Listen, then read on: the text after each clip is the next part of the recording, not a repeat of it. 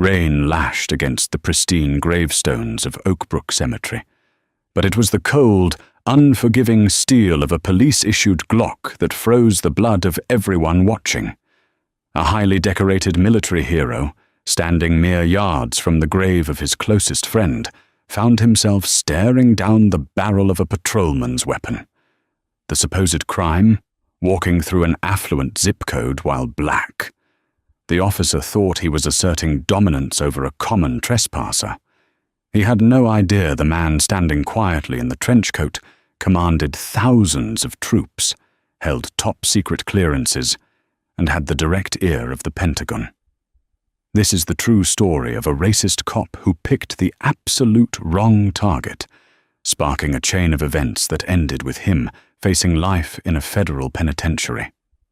The morning of November 14th broke with a heavy, oppressive grayness over the wealthy suburb of Oakbrook, Virginia. It was the kind of steady, soaking rain that seemed to seep into the bone, turning the sprawling lawns of the gated communities into muddy sponges. For General Damian R. Hamilton, the weather felt entirely appropriate.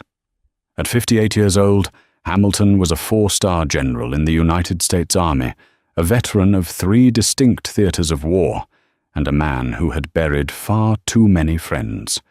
Today, he was burying his mentor, Colonel Richard Dalton, a man who had saved his life in the mountains of Afghanistan 2 decades prior. Hamilton drove himself to the funeral. He had respectfully declined the military chauffeur and the official escort, craving the silence of his personal sedan.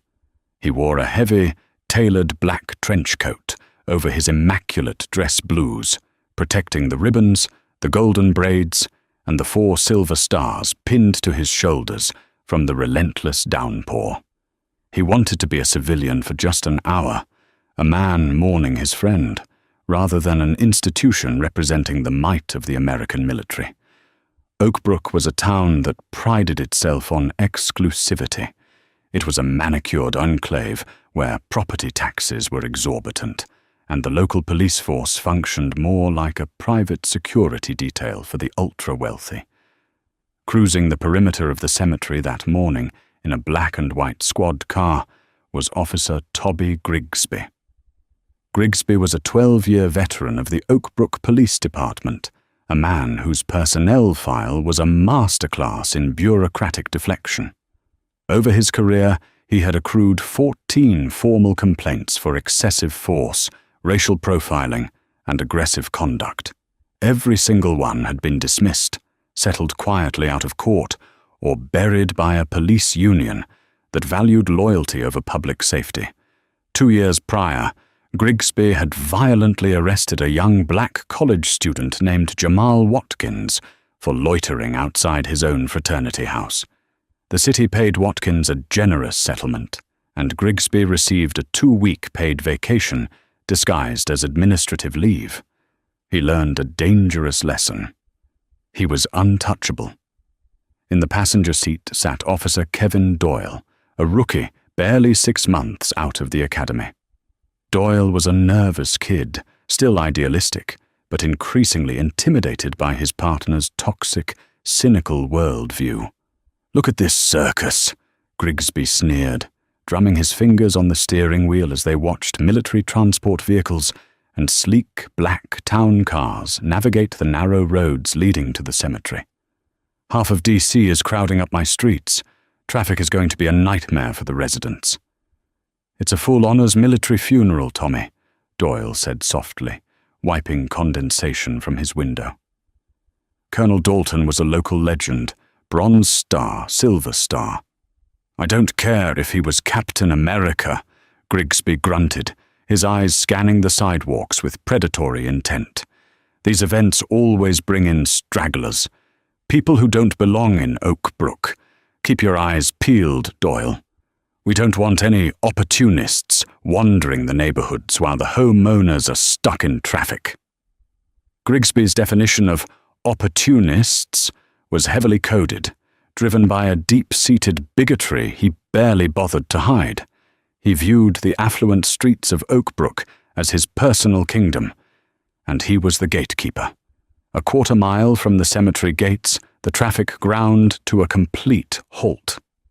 Military police were coordinating the massive influx of vehicles, and the queue stretched down Elmwood Avenue.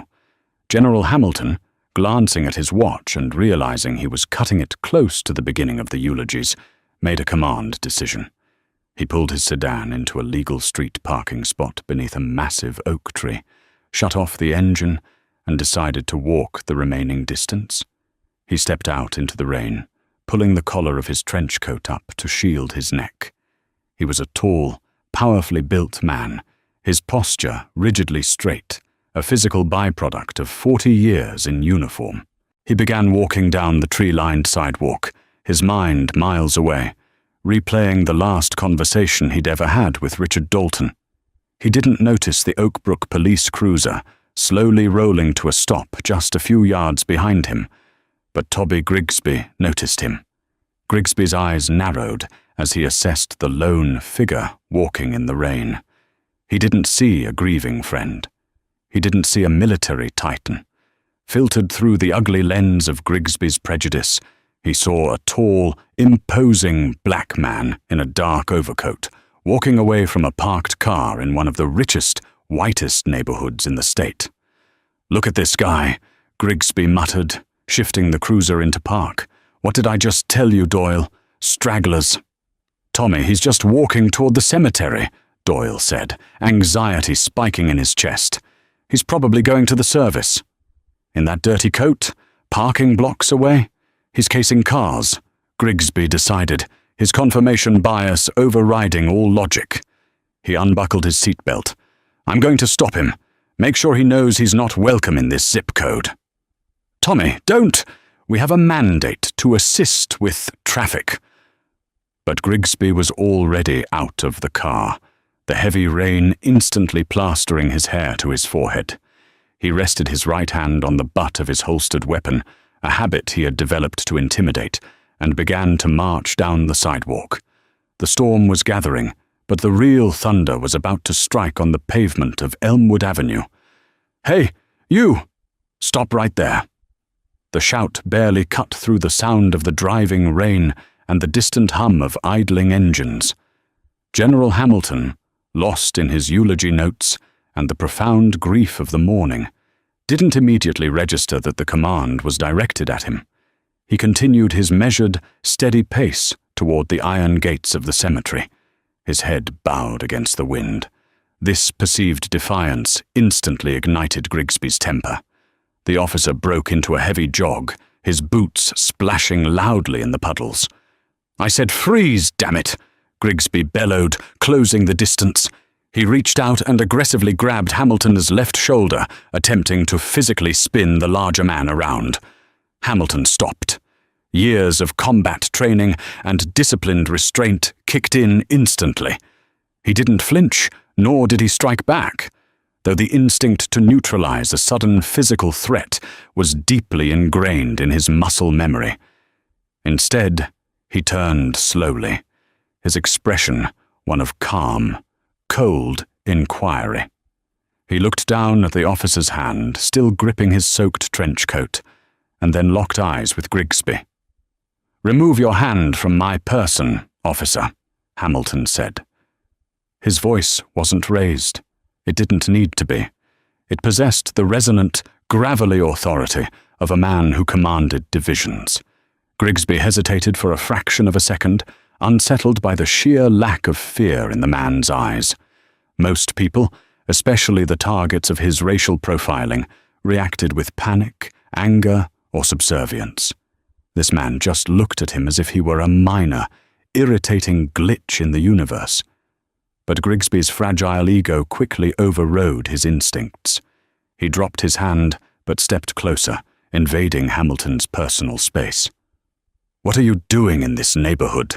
Grigsby demanded, water dripping from his chin. "Whose car did you just get out of?" "My own," Hamilton replied evenly. "I am walking to the cemetery. I am attending the funeral of a close friend. Now, if you will excuse me, I have a eulogy to deliver." He turned to resume his walk. "I didn't say you could leave," Grigsby barked, stepping into Hamilton's path to block him. Doyle had finally exited the cruiser and was jogging up behind them, his face pale. "You're casing vehicles. I want to see your ID right now. Pull it out slowly." Hamilton took a deep, steadying breath.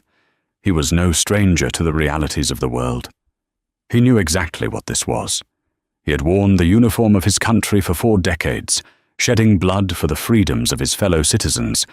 Yet on a rainy sidewalk in Virginia, he was reduced to a suspicious character in the eyes of a prejudiced local cop. The indignity of it flared in his chest, but his discipline held firm. "Officer," Hamilton said, his tone dropping an octave, becoming dangerously quiet, "I am going to reach into my breast pocket. I am going to retrieve my identification. But I suggest you consider very carefully how you are conducting yourself. You are making a profound error in judgment." Grigsby's face twisted into an ugly sneer. He hated being spoken to with authority. He hated the pristine, unbothered dignity of the man standing before him. "Just shut your mouth and get the ID. No sudden moves." Hamilton slowly unbuttoned the top button of his heavy black trench coat. He reached his right hand inside, moving deliberately toward the inner pocket of his dress uniform jacket to retrieve his Department of Defense identification card. As Hamilton's hand slipped inside the coat, a glint of gold, the braid of his dress uniform, caught the dim grey light. To a trained, rational observer, it was the unmistakable flash of military regalia. But to Toby Grigsby, high on his own aggression and blinded by inherent bias, a dark hand reaching inside a heavy coat meant only one thing. "Gun!" Grigsby screamed, his voice cracking with panicked rage. In a fraction of a second, Grigsby drew his service weapon. He gripped the Glock with both hands, raised it, and pointed it directly at the center of General Damian Hamilton's chest. "Hands out of your pockets! Get your hands out of your pockets right now, or I will blow a hole in you!" Grigsby roared, his finger hovering millimeters from the trigger. Behind him, Officer Doyle gasped, freezing in his tracks. "Tommy, wait! Tommy, don't!" Time seemed to slow to a terrifying crawl. The rain felt like ice. Hamilton stood perfectly still, his hand still resting inside his coat. He was staring down the barrel of a loaded gun held by a man whose eyes were wide, with a terrifying cocktail of fear and malice. Hamilton had faced down insurgents. He had been ambushed in the Korengal Valley. But the absurdity and the acute danger of this moment felt entirely alien. He knew, with absolute certainty, that if he twitched, if he moved his hand too fast, this terrified, angry man would murder him on the sidewalk. A few yards away, the funeral procession was stalling. The confrontation had drawn the attention of the crowd gathering near the cemetery gates. People were turning, pointing, and murmuring. Among them was Leo, a 19-year-old college student and the nephew of the deceased Colonel Dalton. Seeing a police officer draw a weapon on a lone mourner, Leo instinctively pulled out his smartphone and hit record, zooming in on the standoff. "I am slowly removing my hand," Hamilton said, his voice carrying clearly over the rain, devoid of any panic. He withdrew his empty hand, holding it up at shoulder height. "I am unarmed. You are pointing a loaded firearm at an unarmed mourner, officer." "Get on the ground!" Grigsby shrieked, refusing to lower the weapon, his chest heaving. He was doubling down, unable to retreat from the escalation. "Face down on the pavement. Now!" "I will not," Hamilton replied calmly. He stood as immovable as a mountain. "I will not lie in the mud for you. I'll shoot! I swear to God, I'll shoot!" It was the breaking point, the moment where tragedy usually strikes, but the cavalry was already on its way, drawn by the shouts and the horrifying spectacle of a drawn weapon at a military funeral. "What in the hell is going on here?" The booming voice cut through the tension like a physical blow. Marching down the sidewalk with the fury of a hurricane was Lieutenant General Brandon Pierce, a man who answered directly to the Joint Chiefs of Staff. He was flanked by 2 heavily armed military police officers who had abandoned their traffic posts the moment they saw Grigsby's drawn weapon. Behind Pierce, an entourage of high-ranking military officials and horrified family members, including Colonel Dalton's widow Martha, were rushing toward the scene. Grigsby, momentarily distracted, darted his eyes toward the approaching men. "Stay back. This is police business. Suspect is uncooperative." General Pierce didn't even slow down. The military police officers jogged ahead, their hands resting on their own sidearms, their eyes locked intensely on Grigsby. "Lower your weapon, officer." "Now," one of the MPs commanded, stepping firmly between Grigsby's line of sight and General Hamilton. Grigsby's hands began to shake. The sheer presence of the military officials, their absolute confidence, and the growing crowd of wealthy, influential onlookers was shattering his reality. He slowly lowered the muzzle of his Glock but kept it unholstered. He was reaching for a weapon. He refused to comply. "Damien, are you all right?" Pierce asked, completely ignoring the police officer. "I am fine, Bran," Hamilton replied softly. "Do you know this man?" Grigsby stammered, his arrogant facade crumbling as he looked back and forth between the 2 men. Doyle, the rookie, had backed away, pulling out his radio and desperately calling for the local police chief. "Do I know him?" Pierce repeated, a harsh, humorless laugh escaping his lips. He turned to face Grigsby, stepping so close that the brim of his dress cap nearly touched the officer's nose. "You imbecile! You monumental, ignorant fool!" Hamilton sighed, a sound of profound exhaustion. He lowered his raised hand.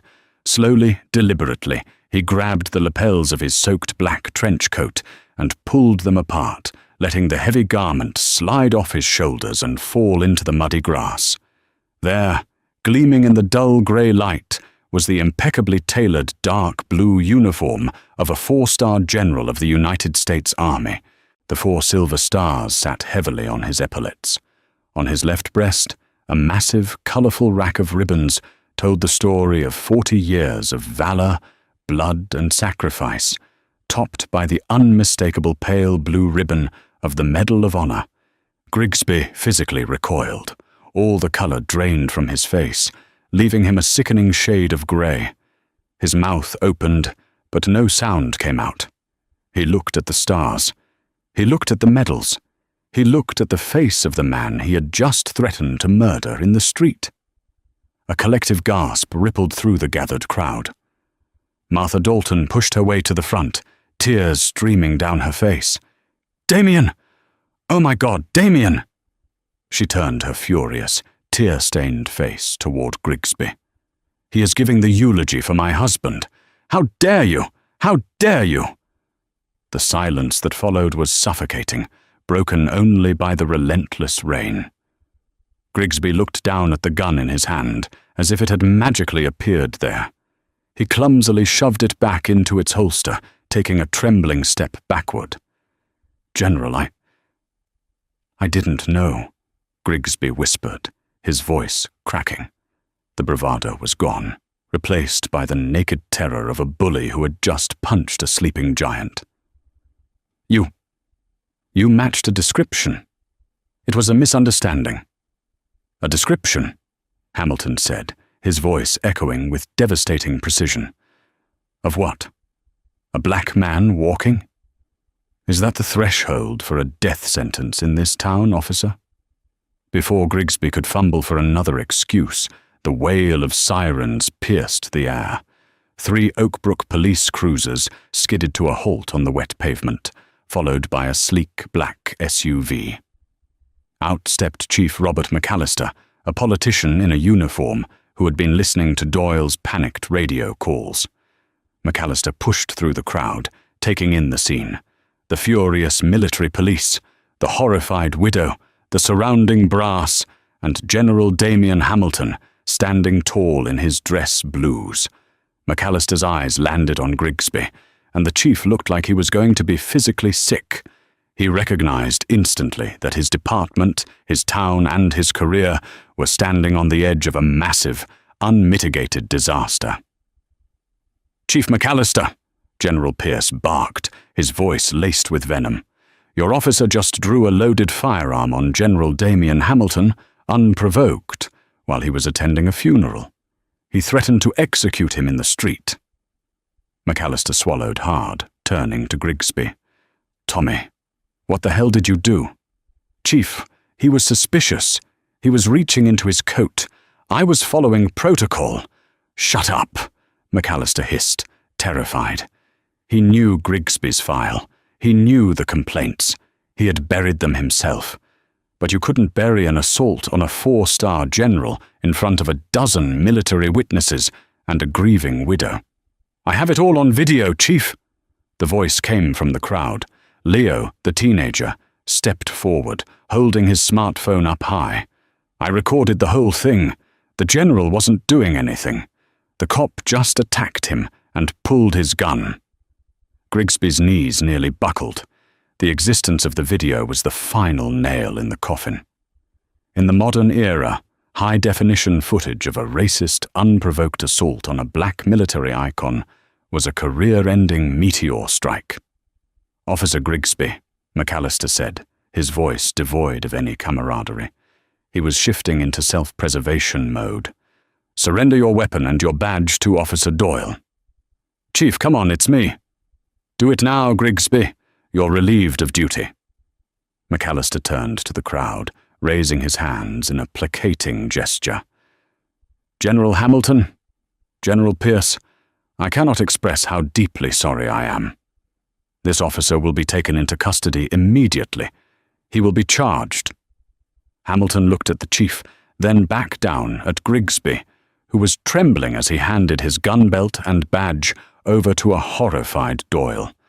The absolute pathetic nature of the man, so eager to kill a few minutes ago, now weeping like a child, filled Hamilton with a profound sadness.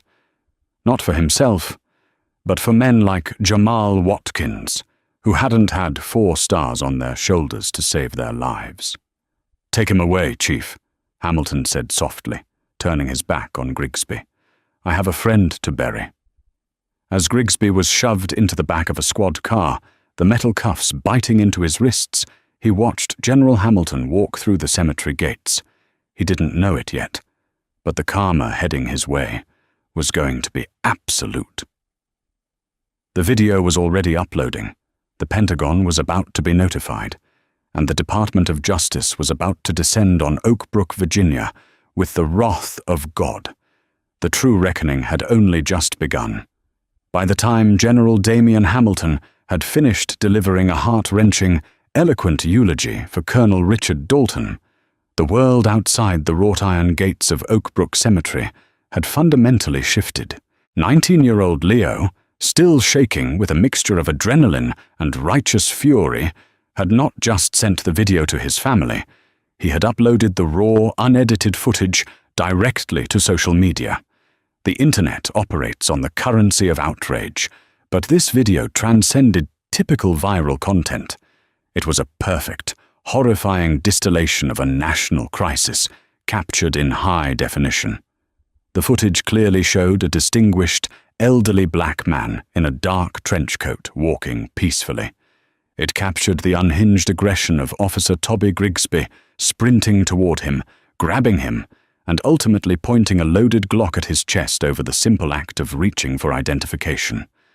The audio was crystal clear, the calm, commanding baritone of the general juxtaposed against the panicked, lethal hysteria of the patrolman. And then, the climax, the opening of the coat, the flash of the 4 silver stars, the Medal of Honor ribbon, and the instantaneous, pathetic collapse of Grigsby's bravado. Within 2 hours, the video had amassed 4 million views. By nightfall, that number had skyrocketed to 40 million. Every major news network in the country interrupted their regular broadcasting to play the clip on a loop. Inside the Oakbrook Police Department, the atmosphere was a toxic blend of panic and damage control. Chief Robert McAllister sat behind his heavy mahogany desk, his head buried in his hands, listening to the phones ring incessantly in the precinct bullpen. They were receiving calls from angry citizens, civil rights organizations, and, most terrifyingly, political heavyweights from Washington, D.C. Down in the holding cells, stripped of his belt, shoelaces, and the uniform he had hidden behind for 12 years, Toby Grigsby sat on a rigid metal cot. He was still trying to construct a narrative where he was the victim. He waited for his union representative, Greg Donovan, expecting the usual cavalry to arrive. Donovan was a bulldog of a man who had bailed Grigsby out of his excessive force complaints a dozen times before. When the heavy steel door finally clanked open, Donovan walked in. But he didn't look like a man ready for a fight. He looked like a man attending a funeral. He didn't sit down. "Greg, thank God," Grigsby said, standing up, his voice raspy. "You got to get me out of here." McAllister overreacted. The guy reached into his coat. "Greg, it was a high-stress situation. I followed my training. You need to get the union lawyers on this right now." Donovan looked at him with a mixture of disgust and profound weariness. "Tommy, you need to sit down." "I'm not sitting down. I want my union rep to do his job." "The union is dropping you, Tommy," Donovan said, the words falling like lead weights in the sterile room. Grigsby froze. "What? You can't do that. I pay my dues. You've gotten me out of worse." "There is no worse than this," Donovan snapped, his temper finally flaring. "You pulled a loaded gun on a 4-star general, a man who reports to the Secretary of Defense. The video is everywhere. We've got the NAACP, the ACLU, and half the Pentagon calling for our heads. The Union Board held an emergency vote an hour ago. We are officially severing all ties with you. We are not paying for your defense. You are a rogue actor." "You're throwing me to the wolves," Grigsby yelled, stepping forward. "You coated yourself in blood and jumped into the den, Tommy," Donovan replied coldly, turning toward the door. "Oh, and the local district attorney just recused himself. You're not dealing with the county anymore. The Department of Justice just took over the case. Good luck." As the heavy door slammed shut, the reality of his situation finally pierced Grigsby's thick skull. The shield of the badge was gone. The blue wall of silence had crumbled. 70 miles away, in Washington, D.C., the machinery of the federal government was moving with terrifying speed. Attorney General Harrison Blake had personally reviewed the footage. He recognized immediately that this was not merely an excessive force case. It was a textbook violation of civil rights under the color of law. But Blake wanted to dig deeper. He appointed Selena Kensington, a ruthless, brilliant federal prosecutor known for dismantling corrupt police departments, to lead the investigation. Kensington didn't just want a conviction for the incident at the cemetery. She wanted to burn Grigsby's entire career to the ground. Within 48 hours, she subpoenaed Grigsby's entire personnel file, ignoring the local union's previous gag orders and sealed settlements. She uncovered the 14 prior complaints. She found the sealed file on Jamal Watkins, the college student whose jaw Grigsby had fractured 2 years prior. Kensington realized she wasn't just prosecuting a single bad decision. She was prosecuting a serial predator who had used a badge to terrorize minorities in a wealthy enclave. A federal grand jury was convened in record time on a Tuesday morning, exactly 10 days after the funeral. Toby Grigsby was officially indicted by the United States Department of Justice on multiple felony counts, including deprivation of rights under color of law, aggravated assault with a deadly weapon, and a shocking twist, federal civil rights charges carrying a maximum penalty of life in prison due to the lethal threat involved. The hammer had fallen, and it was made of federal steel. 6 months later, the federal courthouse in Alexandria, Virginia, was a fortress.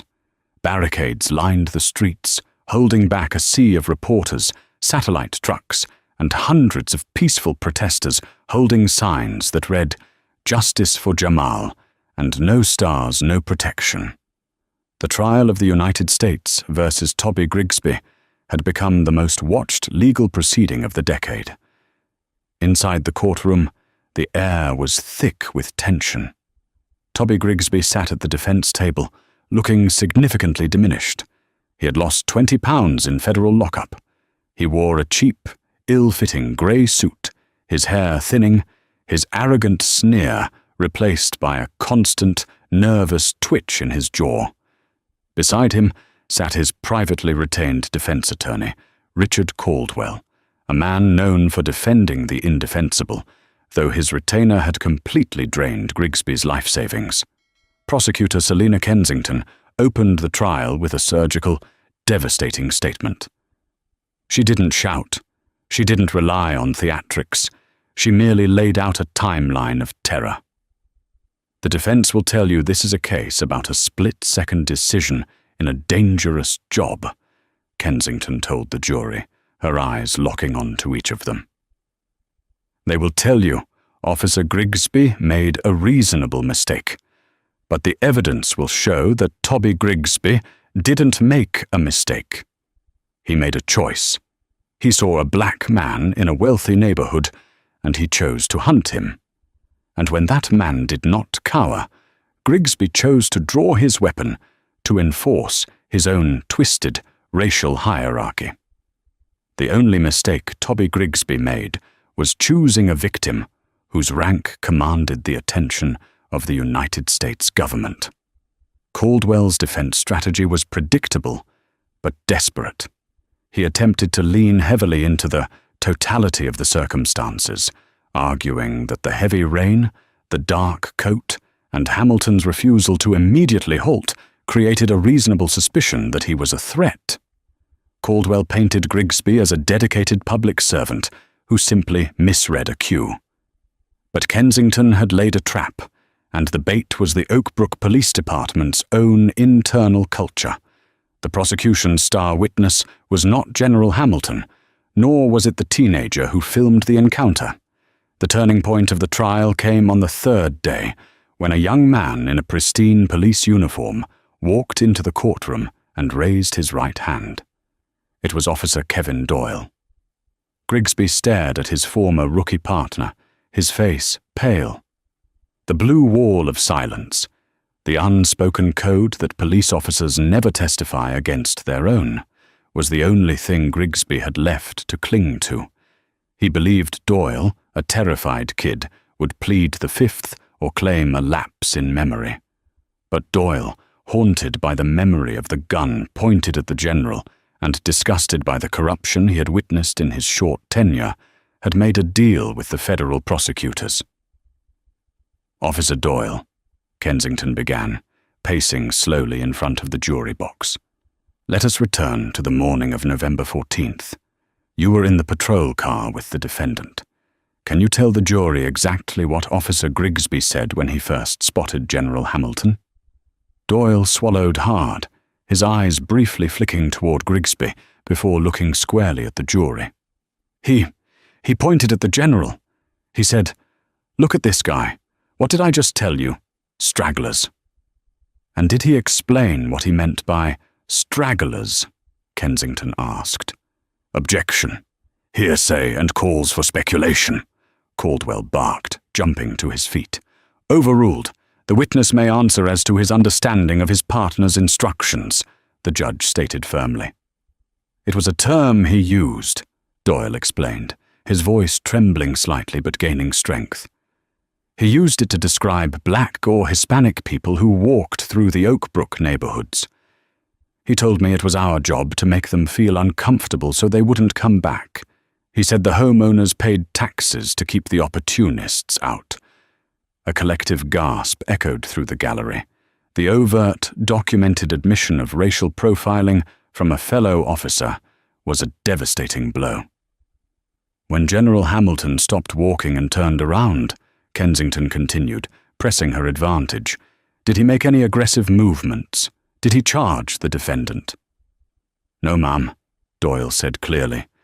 He just stood there. He was completely calm. He told Tommy, Officer Grigsby, that he was going to reach into his pocket for his ID. And what did the defendant do? He screamed gun and pulled his weapon. There was no gun. The general's hand was moving slowly. Tommy panicked because the general wasn't scared of him. Caldwell's cross-examination of Doyle was vicious, attempting to paint the young officer as a coward, trying to save his own career by throwing his mentor under the bus.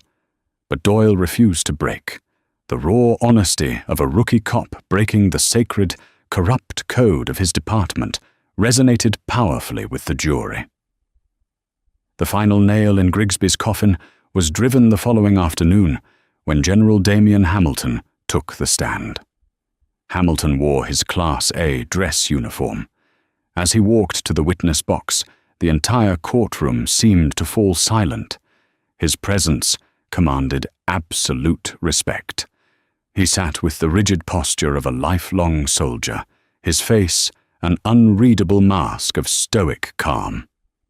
Kensington walked him through the events of the morning, letting Hamilton recount the story in his own resonant, authoritative voice. General Hamilton, Kensington asked gently, when the defendant pointed his service weapon at your chest, what went through your mind? Hamilton paused. He looked directly at Toby Grigsby. Grigsby couldn't maintain eye contact. He looked down at his trembling hands. I have served my country for 42 years, Hamilton said, his voice echoing in the silent room. I have faced hostile fire in Fallujah. I have been ambushed in the Arghandab River Valley. In those moments, you expect violence. You are prepared for it. But standing on a sidewalk in Virginia, attempting to bury my closest friend, I realized I was facing a different kind of enemy. I was looking into the eyes of a man who held my life in his hands, not because I was a threat, but because of the color of my skin. In that moment, I realized that if I made a sudden movement, if I slipped on the wet pavement, this man was going to execute me, and he would use his badge to justify it. The profound weight of his words settled over the jury. Kensington didn't stop there. Over the fierce objections of the defense, the judge allowed the prosecution to introduce the testimony of Jamal Watkins under Rule 404B, establishing a clear, terrifying pattern of intent and motive. Watkins, now a 21-year-old law student, recounted how Grigsby had beaten him senseless for sitting on the steps of his own fraternity house 2 years prior. The similarities in Grigsby's aggressive escalation and immediate resort to violence were uncanny and undeniable. The trial lasted 3 weeks. When the defense finally rested their case, Caldwell looked defeated. He had nothing left but empty rhetoric against a mountain of federal evidence, a viral video, the testimony of a fellow officer, and the unshakable dignity of a 4-star general. The jury deliberated for less than 4 hours. The speed of a jury's return is often the truest barometer of a trial's outcome. When the bailiff announced that the jury had reached a verdict after a mere 3.5 hours of deliberation, the blood completely drained from Toby Grigsby's face. In the federal justice system, a rapid verdict following a multi-week trial rarely bodes well for the defense. It meant there was no agonizing debate, no holdouts, and no sympathy. It meant the evidence was overwhelming. The courtroom in Alexandria fell into a pin-drop silence as the 12 jurors filed back into the box. Grigsby stood beside his attorney, Richard Caldwell. Grigsby's knees were visibly shaking, his knuckles white as he gripped the edge of the heavy oak defense table.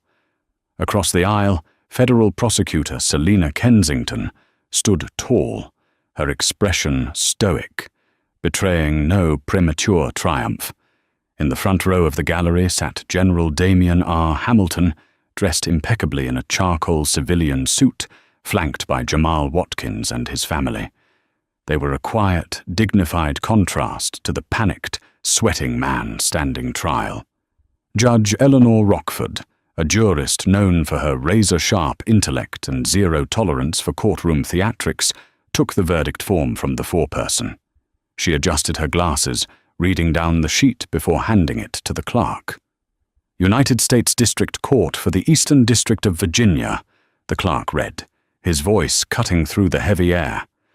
In the matter of the United States versus Toby Grigsby. On count 1, deprivation of rights under color of law, we find the defendant guilty. Grigsby squeezed his eyes shut. A sharp intake of breath echoed from the back of the room. On count 2, aggravated assault with a deadly weapon, the clerk continued, we find the defendant guilty. On count 3, obstruction of justice, guilty.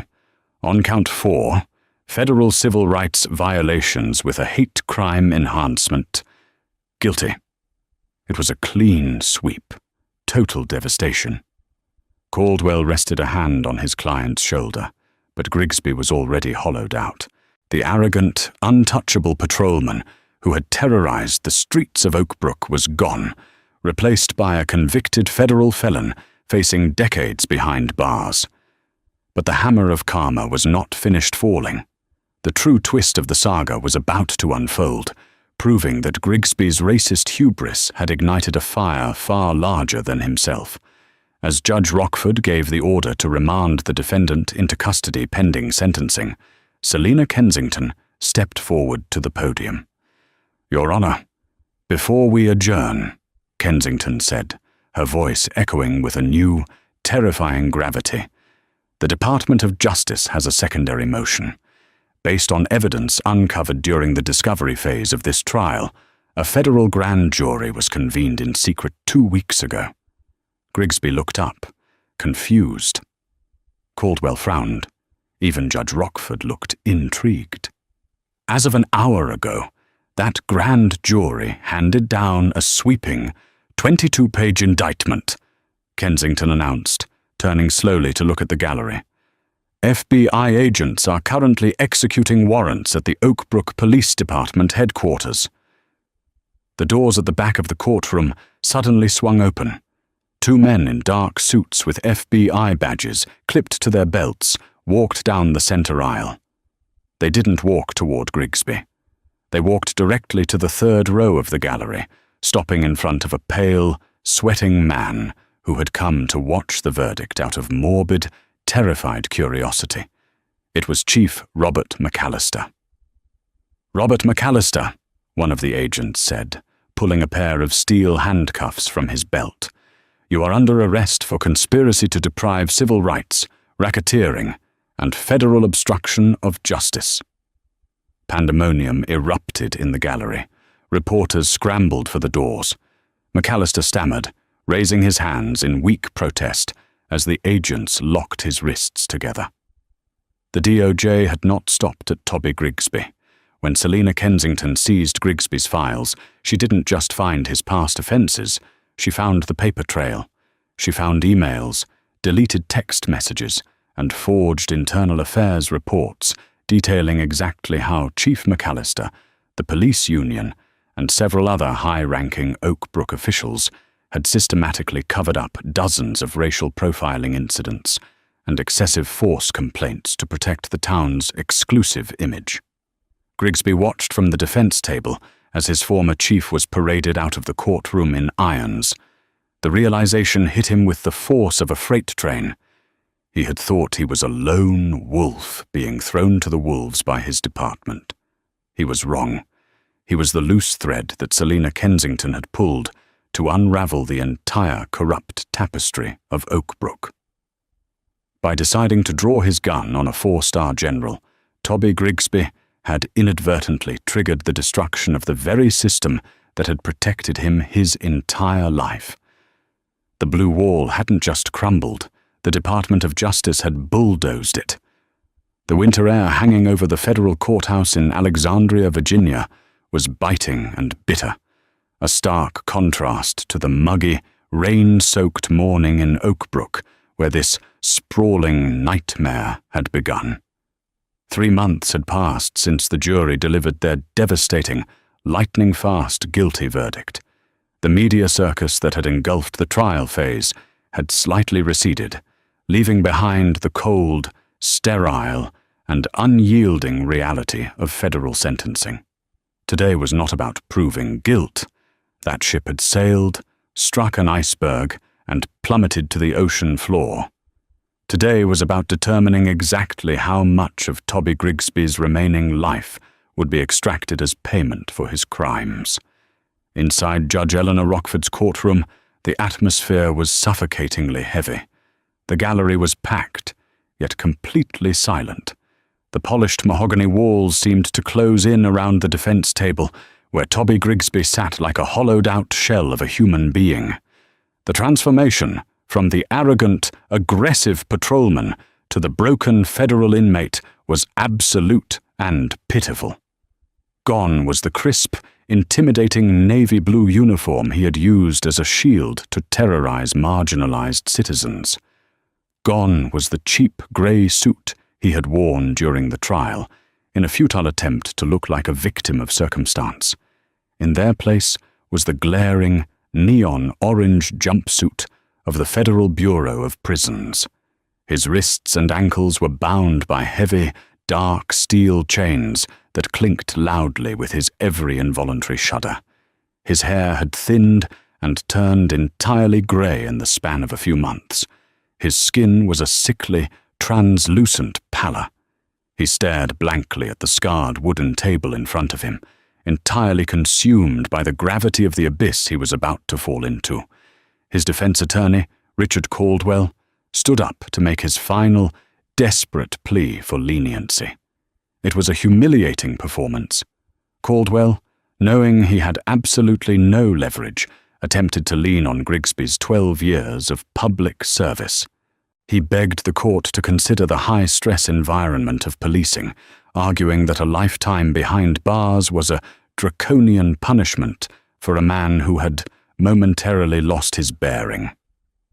Prosecutor Selina Kensington didn't even bother to stand for her rebuttal. She simply leaned into her microphone and said, "Your Honor, a predator does not get credit for the years he successfully hid among the sheep. The defense asks for mercy based on the badge the defendant wore. The United States argues that the badge is precisely why he deserves none." Judge Rockford nodded sharply, silencing the defense table. In the federal justice system, sentencing is heavily influenced by the human cost of the crime. The court allows for victim impact statements, a moment for those traumatized by the offender to look them in the eye and speak their truth on the public record. "The court calls Jamal Watkins to the podium," Judge Rockford announced, her voice echoing in the cavernous room. A murmur rippled through the gallery as the 21-year-old law student stood up and walked down the center aisle. 2 years prior, Jamal had been just another college kid sitting on the steps of his fraternity house when Grigsby decided he didn't belong in the neighborhood. Grigsby had beaten him, fractured his jaw, and slapped him in handcuffs, operating under the absolute certainty that a wealthy town would always believe a white cop over a young black student. Jamal gripped the edges of the wooden podium. He didn't look at the judge. He turned his head and locked eyes with Grigsby.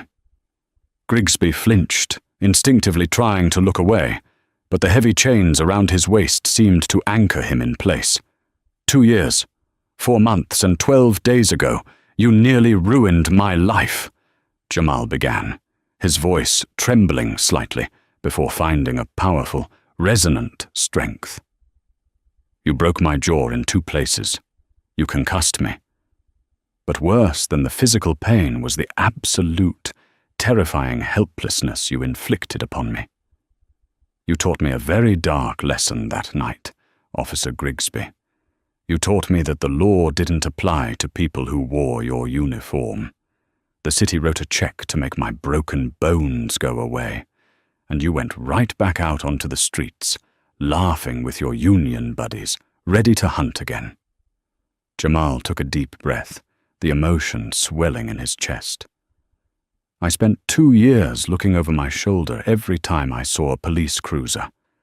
I dropped out of my classes. I had panic attacks. You stole my peace of mind because you felt entitled to it. You thought you were the apex predator of Oakbrook. A tear slipped down Jamal's cheek, but his expression was one of fierce, undeniable triumph. But looking at you today, sitting there in chains, stripped of your power, stripped of your badge, stripped of the corrupt department that covered for you, it has restored my soul. You are not a god, Mr. Grigsby. You are just a cruel, pathetic bully who finally picked on the wrong man. You are going to a cage, and I am going to law school. The nightmare you started ends today. As Jamal returned to his seat, quietly sobbing into the shoulder of his mother, the courtroom remained dead silent. The raw, unfiltered pain and subsequent triumph of his statement hung in the air like smoke. The court now calls General Damian R. Hamilton, Judge Rockford stated softly, a tone of profound respect lacing her words. General Hamilton rose from the front row. He was dressed in an immaculate, dark charcoal civilian suit, a sharp departure from the dress blues he had worn during the trial. He didn't need the uniform to project authority. His very presence commanded the room. He walked to the podium with the measured, deliberate gait of a man who had marched through war zones and halls of absolute global power. Hamilton adjusted the microphone. He looked at Toby Grigsby, not with rage, nor with vengeance, but with a cold, terrifying pity that seemed to shrink the disgraced officer even further into his chair. When I took my oath to the United States Constitution over 4 decades ago, I swore to defend it against all enemies, foreign and domestic, Hamilton began. His deep, gravelly baritone filled every corner of the room, vibrating with absolute conviction. I have buried brothers in arms who bled into the dirt of foreign nations so that the citizens of this country could walk their streets in peace, free from tyranny and fear. To return home, to stand on American soil to bury one of those very heroes, and to find a domestic threat wearing the badge of a public servant. It was a profound, sickening betrayal of the American promise. Hamilton leaned forward slightly, his eyes boring into Grigsby's soul. I have faced down men who wanted to destroy this country. I have been ambushed in the Korengal Valley. In those moments, you expect violence. But on a rainy sidewalk in Virginia, I found myself looking down the barrel of a loaded Glock, held by a man whose finger was trembling on the trigger, simply because my skin color offended his sensibilities. In that moment, I realized you didn't see a citizen. You didn't see a human being. You saw a target to be dominated. Grigsby let out a ragged, shallow breath, his eyes squeezed shut, unable to bear the weight of the general's gaze.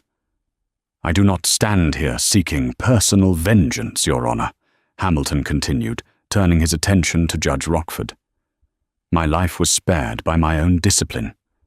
But I stand here for the men and women who do not have 4 stars on their shoulders to save them. Officer Grigsby weaponized his authority against the very public he swore to protect. He used a state-issued firearm to enforce a vile bigotry that belongs in the ash heap of history. When those who enforce the law break it so maliciously, society itself begins to fracture. True justice demands that we excise this rot completely. General Hamilton stepped away from the podium and returned to his seat, leaving a profound, echoing silence in his wake. Judge Rockford took a moment, adjusting her glasses and looking down at the voluminous sentencing report on her desk. When she finally looked up, her expression was etched with judicial fury. "Toby Grigsby, please stand," she commanded. Caldwell grabbed Grigsby by the arm of his jumpsuit, practically hauling the trembling, sobbing man to his feet. The chains rattled a morbid percussion. "Your defense attorney has asked for leniency, citing your service," Judge Rockford said, her voice dripping with disdain. "But your badge was not a symbol of service. It was a weapon of terror. You operated under the color of law. You held the power of life and death, granted to you by the state, and you used it to hunt minorities for sport in a wealthy enclave." She picked up the sentencing guidelines, holding them up for the courtroom to see. "You pointed a loaded weapon at an unarmed man's chest. The fact that he was a highly decorated general was merely your profound misfortune. It does not mitigate the malice of your intent. You intended to terrorize, and but for the general's extraordinary restraint, you would have committed murder on a public sidewalk. The hate crime enhancements, the lethal threat, and your egregious abuse of a position of authority push your metrics far beyond the standard guidelines." Judge Rockford picked up her wooden gavel. "It is the judgment of this court that you, Toby Grigsby, be remanded to the custody of the Federal Bureau of Prisons for a term of 480 months. That is 40 years. There is no possibility of parole in the federal system. You are to serve this sentence in a maximum security penitentiary." Grigsby's knees buckled completely. He collapsed heavily into his chair, a strangled wail escaping his throat as Caldwell tried vainly to comfort him. 40 years. At his age, it was a definitive, inescapable death sentence behind bars. "Furthermore," Judge Rockford concluded, her voice rising over Grigsby's sobbing, "let the record show that the Oakbrook Police Department remains disbanded under a federal consent decree, and its former leadership awaits trial in this very courthouse. Your hubris brought the federal government to your doorstep, Mr. Grigsby, and it burned your corrupt kingdom to the ground. Court is adjourned." The sharp crack of the gavel was the final punctuation mark on Toby Grigsby's life. 2 United States Marshals immediately stepped forward, grabbing the weeping, broken man by the arms and dragging him toward the heavy steel door leading to the holding cells. He disappeared into the darkness, forever erased from the streets he once terrorized. General Damian Hamilton stood up, calmly buttoned his charcoal suit jacket, and walked out of the courtroom. The storm had passed, the karma had been delivered, and justice, absolute and unyielding, had finally been served. The story of General Damian Hamilton and Officer Toby Grigsby is a stark, modern parable about the collision of systemic prejudice and unyielding accountability. It exposes a chilling reality. When unchecked bias is armed with a badge, the resulting danger threatens the very fabric of society. Grigsby's fatal flaw was not merely his racism, but his arrogant assumption of immunity, a delusion shattered when his bigotry targeted a man whose rank and discipline proved impenetrable. The aftermath reached far beyond a single conviction. It dismantled a corrupt institution and sent its orchestrators to prison, proving that true justice, though sometimes delayed, can strike with devastating precision. Ultimately, this narrative serves as a powerful reminder that true authority is not derived from intimidation or a loaded weapon, but from honor, restraint, and an unwavering commitment to the rule of law.